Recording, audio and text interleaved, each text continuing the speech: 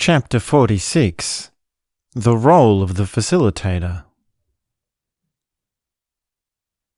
A long time ago, in a land far away, there was once a Tai Chi teacher who lived at a meditation resort. Every morning, this Tai Chi teacher taught his class. Many students came from around the world to visit this meditation resort and attend his classes. There were a number of students that were regular attendees, being good friends and well acquainted with each other. One morning after class, the teacher was sitting at the breakfast table at the cafeteria. Many of his students were also there, sitting around enjoying breakfast as they regularly did. In an awkward moment, a man was shuffling nearby. He was carrying his food tray, which was empty, having clearly finished his breakfast. He looked to some of the people at the table and asked to join. One of the students made space and he pulled up a chair and sat down. "I wanted to ask you all some questions," the man says. A few students looked back and forth between each other. Some didn't seem to notice or pay any attention, simply continuing to enjoy the morning. But the man continued to talk. "Is enlightenment a gradual occurrence that happens step by step with dedication to meditation, or is it a peak experience that happens all at once and is permanent thereafter?" No one says anything to his question. Most people ignored him and continued with breakfast. The man looked blankly for a moment, but then continued by asking another question in no particular direction.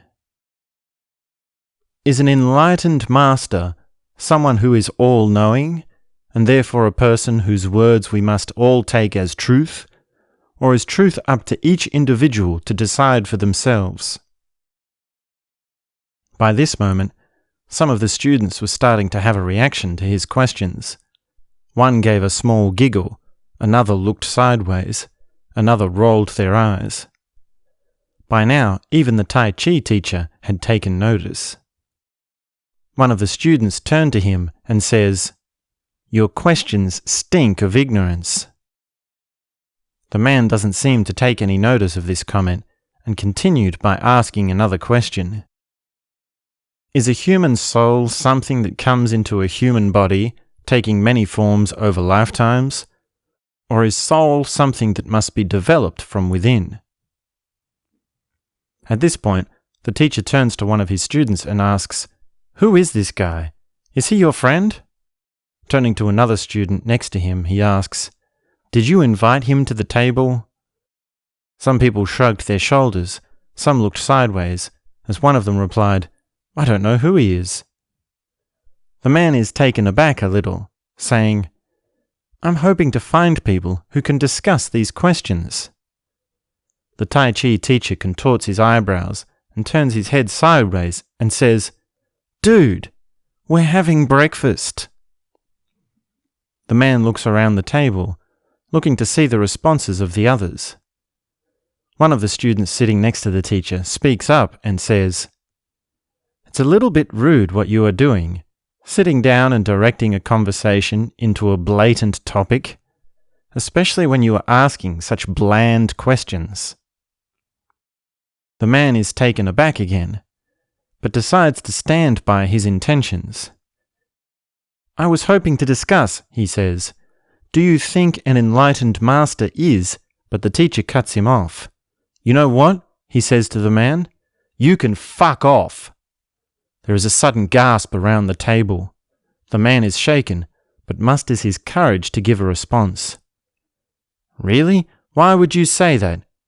"Yes, really," the teacher said. "You can fuck off. We're having breakfast." The man shifts his weight to one side of his seat and says, "That was unnecessary," as he slowly stood up from the table. "Well, get over it," said the teacher. "I will talk to you later. Meet me in the office in half an hour." The man left. One of the students immediately gets up from the table and leaves also. Another student comes and sits down to join the breakfast table, completely unaware of what's just happened. One of the students turns to the teacher and says, "You should not have said that. It is not okay to tell someone to fuck off." But the teacher doubles down. "He got what he needed. I stand by what I said." Another student chimes in. "He was obviously heading for a whack across the head. It would have happened sooner or later with the kinds of questions he was asking." The other student rebuked again. Nevertheless, telling someone to F off is not a constructive way of speaking. Later that day, two students met together in a corner of the meditation resort. "Did you hear what happened? Did you hear what the teacher said to that guy?" the first one asks. "I got there after it happened, but I heard what everyone was saying about it," the second replies. "What do you think about that? What is your reaction?" the first asks.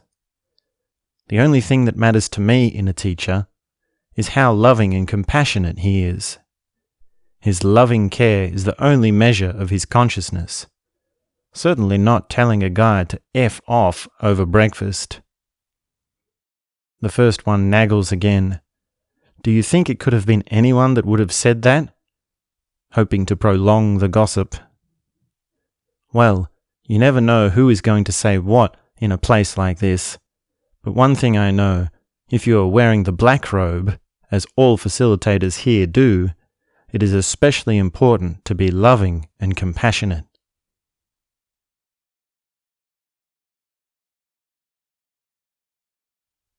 It is perfectly natural and happenstance that people look upon those who wear black robes differently. People will always have their various ways of getting caught up in the surface appearance of things. At least by putting a facilitator on a higher level, you are able to learn from them and work with them. It is at least a productive place to start from, much better than being shut out from all help altogether. Some people may make the mistake of thinking the facilitator is putting themselves on a higher level. But any conscious facilitator knows we are all in our own multidimensionality and uniqueness. By the time you have come to be a facilitator yourself, you will see the strangeness of having people put you on a higher level. You will see clearly there are no levels. There are simply planets and stars that swirl and float through space. You can never really say which galaxy is sitting above or below another. As a facilitator, you will see the multidimensional uniqueness of each individual, and also the folly of their tendency to put people into some sort of level or complex of understanding. There are many things a facilitator is not. They are not a psychologist, not a teacher, not a therapist, although many times it may feel as though they are working within a role that is therapeutic, which is perfectly okay for them to do occasionally. A facilitator is not a life coach or someone to offer advice, although they may provide feedback and insight at times. They are not there to give answers, however much you may want them to give you answers. It is not for anyone to give you an answer. It is for you to find the answers within yourself. A facilitator is not there to give you anything or to take anything from you. Quite simply, a facilitator is there to facilitate. They are there for holding space, allowing a field of non-judgment, allowing a field of open exploration. A facilitator is there to allow you to do the work, to process what you need, to be what you need to be, to feel what you need to feel. They provide a moment for you to do whatever it takes. One other side of the facilitator is that of the practical side, giving the directions of the structure or method you are working with. A facilitator gives the instructions of the exercise or method simply as a way of allowing the structure or method to be there as its own working device. Some are more elaborate than others. Some are more intricate and demanding than others. And there is an art to working a structure with grace. But essentially, it is a part of the role that is done for the sake of the practical. You need not have elaborate ideas and theories of what a facilitator is. Do not create stories and explanations around what the role of the facilitator is. The role is very simple, and it is perfectly natural for it to evolve as you evolve. The role of the facilitator is to be loving, to be real, to meet a fellow being as an authentic being. The role of the facilitator is to see how we are all in this together, and together we may make our way into a new understanding, to the deepest depths of connection, to the highest heights, out of the darkness and suffering, to truth, beauty, and beyond. Hey there, thanks for checking out this preview. As I mentioned before, you can head on over to my channel where you can listen to the full-length audiobook. It's also on my podcast where you can listen to it on audio. And I also have a website where you can check out some of the things that I'm up to. I'm running body awareness workshops, and you can find out a little bit more about me and what I'm on about. So thank you so much for checking this out. Leave me a comment so I know that it's getting through, that the message is getting through, and please do share it with a friend. That will help me greatly with some exposure. So yeah, I'm very glad to be sharing these ideas and sharing this message with the world. So thank you so much. Great to connect with you, and I look forward to seeing you at one of the workshops, speaking with you soon, connecting with you soon in some way or another. So thank you very much. Stay safe, stay beautiful, and I'll talk to you soon.